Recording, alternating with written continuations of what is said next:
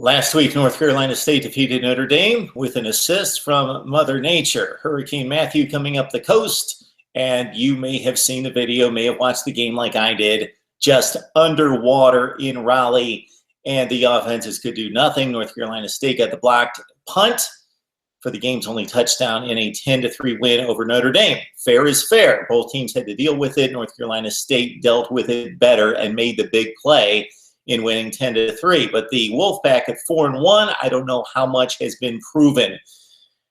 They lost to East Carolina, who's proven not to be very good, in losing to South Carolina and being completely annihilated by Virginia Tech. North Carolina State's best win, other than the weather-aided effort against Notre Dame, was against Wake Forest, a good team, improving, resourceful, not very talented. Okay, North Carolina State now goes to Clemson, and weather conditions, 77 and partly sunny. I think this one is on. The Tigers come in number 3 in the country. We know about Deshaun Watson starting to heat up. 7 touchdowns passing against, 9 touchdowns against Louisville in the big win, and against Boston College. He looked extremely sharp, carving up the Eagles. Yes, Boston College not good overall, but defensively very strong. And Clemson won that thing 56-10. Mr. Steady, Wayne Gallman, may get some more carries this week. He ran for 110 yards against Louisville, but only 9 carries last week. Still broke 100 yards against BC. That impressive as well. BC very tough in the front 7, despite the record.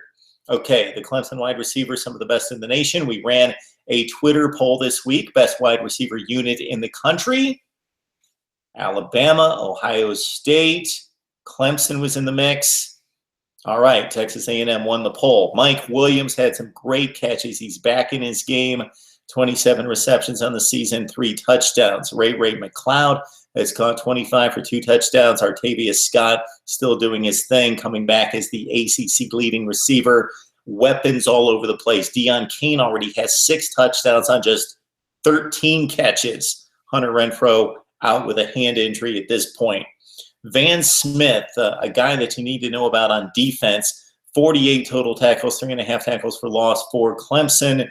Ben Boulware, one of the toughest customers in the ACC, 47 tackles. He's the heart and soul of the Clemson defense. This is one of the best units in college football. If you can contain Lamar Jackson and you can go to Auburn, despite the Tigers' problems, the Auburn Tigers, and struggling on offense, but really shut them down to nothing. This Clemson unit is, once again, the recruiting has been amazing to lose the players that they do to the NFL draft and still field this kind of defense in almost losing everyone. Remarkable. Okay, North Carolina State gave Deshaun Watson and company a game last year. It was 56-41. They had a lead just before halftime, before Deshaun Watson went up top. Ryan Finley is a 70% passer. He has yet to throw an interception. He's got 9 touchdown passes. Matt Days has seemingly been playing running back in the ACC forever. He has 98 attempts, and there's no other running back on the squad for the Wolfpack with more than 19. So it's Matt Days on the ground, 5.7 per carry and 3 touchdowns. Bradley Chubb has 8.5 tackles for loss and 5 sacks. Kentavious Street is also one of the best in the ACC. 5.5 sacks, 3.5 tackles for loss up front. BJ Hill, Bradley Roseborough. The Wolfpack have one of the best D-lines in the ACC. Do they have one of the best in the country? Can they put enough pressure on Deshaun Watson and stuff the run with Wayne Gallman to make this a game?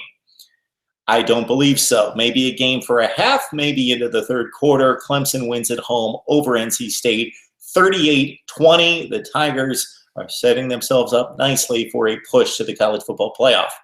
You know how it works. We analyze, but we listen to your analysis as well. This is what makes this different, makes it work. We talk of college football. We know what we're talking about, as opposed to some other things that you may come across on the internet, and we respect your views on your teams, your conferences, and college football in general. Let's talk it up right here on Mark Rogers TV.